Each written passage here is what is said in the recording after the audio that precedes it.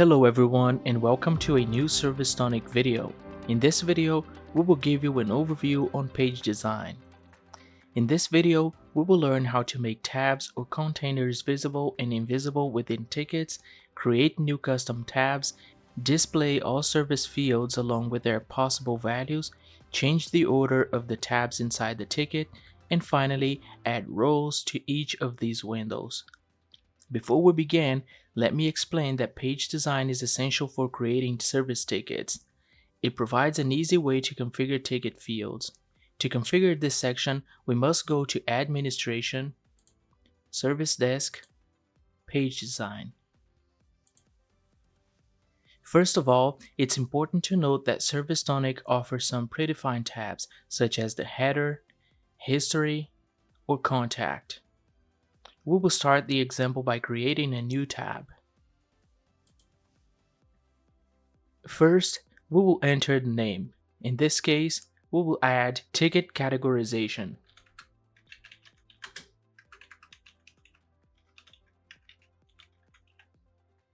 Next, we have the option to modify the tab's parameters, such as whether it is visible or not, whether we can minimize it, if we want it to be extended when opening the ticket, or finally if we want to add a hotkey to display it. In this case, we will mark it as Show Extended.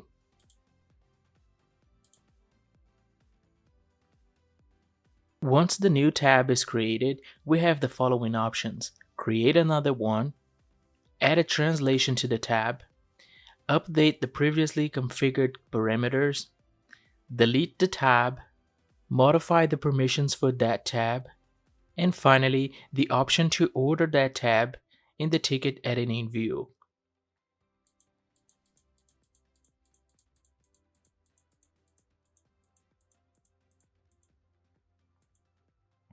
We save the order, update the page. Now that we have configured the tab, it's time to add the fields. First, we will add the categorization label.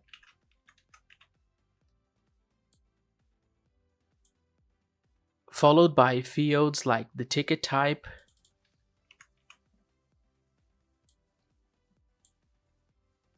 category,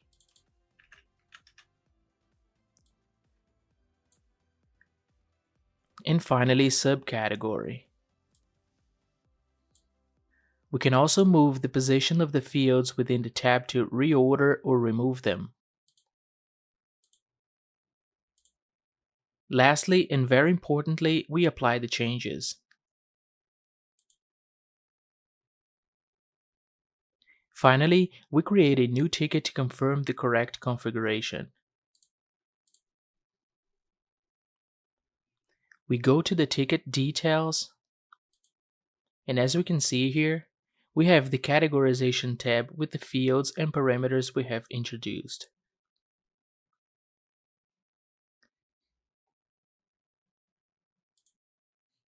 And this concludes the overview on page design. For any questions, comments, or suggestions, feel free to contact our support team through the usual channels. Thanks for watching, and I'll see you in the next video.